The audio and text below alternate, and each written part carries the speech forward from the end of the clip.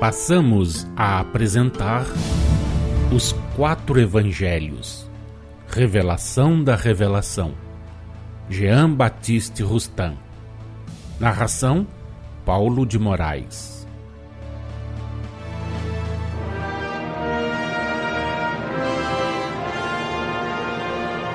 Evangelho de Jesus segundo João, capítulo 9, versículos 13 a 41. Os fariseus interrogam o cego. Jesus revela-se ao cego. Levaram, pois, aos fariseus o que dantes fora cego. E era sábado, o dia em que Jesus fez o lodo e lhe abriu os olhos. Então os fariseus, por sua vez, lhe perguntaram como chegara a ver, ao que lhes respondeu: aplicou lodo aos meus olhos, lavei-me e estou vendo. Por isso alguns dos fariseus diziam: esse homem não é de Deus, porque não guarda o sábado. Diziam outros: como pode um homem pecador fazer tamanhos sinais? E houve dissensão entre eles. De novo perguntaram ao cego: que dizes tu a respeito dele, visto que te abriu os olhos? Que é profeta, respondeu ele. Não acreditaram os judeus que ele fora cego e que agora via, enquanto não lhe chamaram os pais e os interrogaram. É este o vosso filho de quem dizeis que nasceu cego? Como, pois, vê agora? Então os pais responderam: sabemos que este é nosso filho e que nasceu cego, mas não sabemos como vê agora, ou quem lhe abriu os olhos também não sabemos. Perguntai a ele: idade tem, falará de si mesmo.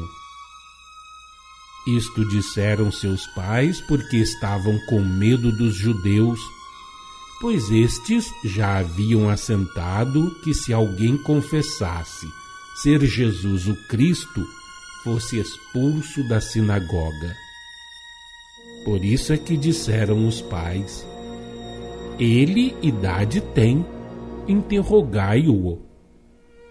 Então chamaram pela segunda vez o homem que fora cego e lhe disseram: dá glória a Deus.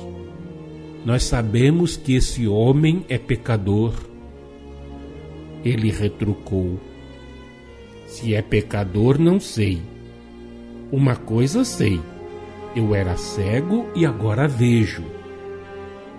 Perguntaram-lhe, pois: que te fez ele? Como te abriu os olhos? Ele lhes respondeu: já vo-lo disse e não atendestes. Por que quereis ouvir outra vez?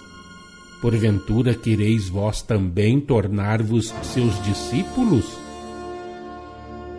Então o injuriaram e lhe disseram: discípulo dele és tu, mas nós somos discípulos de Moisés. Sabemos que Deus falou a Moisés, mas deste nem sabemos de onde é. Respondeu-lhes o homem: nisto é de estranhar que vós não saibais de onde ele é, e contudo me abriu os olhos. Sabemos que Deus não atende a pecadores, mas pelo contrário, se alguém teme a Deus e pratica a sua vontade, a este atende. Desde que há mundo, jamais se ouviu que alguém tenha aberto os olhos a um cego de nascença. Se este homem não fosse de Deus, nada poderia ter feito. Mas eles retrucaram: tu és nascido todo em pecado e nos ensinas a nós? E o expulsaram. Ouvindo Jesus que o tinham expulsado, encontrando-o, lhe perguntou: crês tu no Filho do Homem? Ele respondeu e disse: quem é, Senhor, para que eu nele creia? E Jesus lhe disse: já o tens visto e é o que fala contigo? Então afirmou ele: creio, Senhor, e o adorou.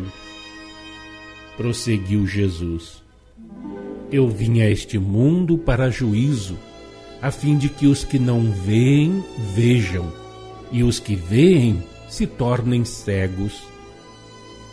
Alguns dentre os fariseus que estavam perto dele perguntaram-lhe: acaso também nós somos cegos? Respondeu-lhes Jesus: se fosseis cegos, não teríeis pecado algum, mas porque agora dizeis: nós vemos, subsiste o vosso pecado. Número 341. Os versículos 13 a 34 não precisam de comentários. Confrontai esses fatos com os que ocorrem presentemente. Quando os fariseus dizem ao cego: dá glória a Deus, tais palavras indicam a fórmula de que usavam os judeus sempre que de alguém queriam o juramento de dizer a verdade. Número 342. Quanto aos versículos 35 a 41, nenhuma explicação se faz necessária para a inteligência destes versículos, segundo o Espírito, salvo com relação às palavras que Jesus dirigiu ao que se curara da cegueira, quando se prosternou diante dele, e com relação à resposta que deu aos fariseus. Jesus viera exercer um juízo no sentido de ter vindo esclarecer os homens acerca do caminho que deviam seguir e pregar-lhes a moral pura, que é o código que lhes cabe consultar para se absolverem ou condenarem no foro íntimo de suas consciências, mediante exame sério e completo de seus pensamentos, palavras e atos. A fim de que, disse Jesus, os que não veem, vejam, e os que veem se tornem cegos. Estas palavras guardam um sentido todo espiritual. Referem-se à cegueira moral, não à cegueira física, material, e, segundo o pensamento do Mestre, se aplicam a todos os tempos, pois que cumpre ao homem esforçar-se por adquirir a vista espiritual, procurando compreender e pôr em prática a moral pura que ele trouxe ao mundo, seus ensinos e exemplos.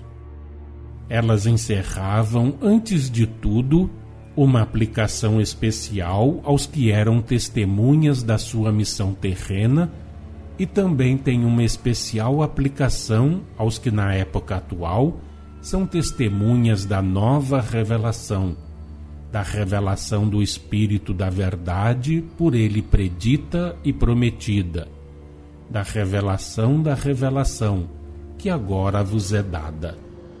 Quanto àqueles que assistiam à sua missão terrena, o ato que Jesus praticara, restituindo a vista corporal ao cego de nascença, simbolizava o ato que viera a realizar, desempenhando a sua missão e praticando todas as obras que praticou, destinadas a causar impressão em homens materiais, a fim de lhes restituir a vista espiritual, de os curar da cegueira moral, por meio da doutrina que pregava, de seus ensinamentos e exemplos. Dizendo, a fim de que os que não veem, vejam, aludia a todos os que se achavam privados da vista material, aos quais ele a restituía, e que, recobrando-a, lhe reconheciam a missão, percebiam a luz espiritual que lhes vinha clarear a inteligência e o coração. Aludia igualmente aos que, conquanto desfrutassem da vista corporal, estavam atacados de cegueira moral, mas que, presenciando os fatos por ele operados, Admitindo-os, lhe reconheciam a missão e divisavam a luz espiritual que os vinha curar da cegueira de que padeciam, dizendo: a fim de que os que veem se tornem cegos, aludia aos que, vendo os fatos que ele produzia, não os queriam admitir, nem lhe reconheciam a missão. Esses se afastavam da luz e mergulhavam nas trevas por nada saberem distinguir na luz.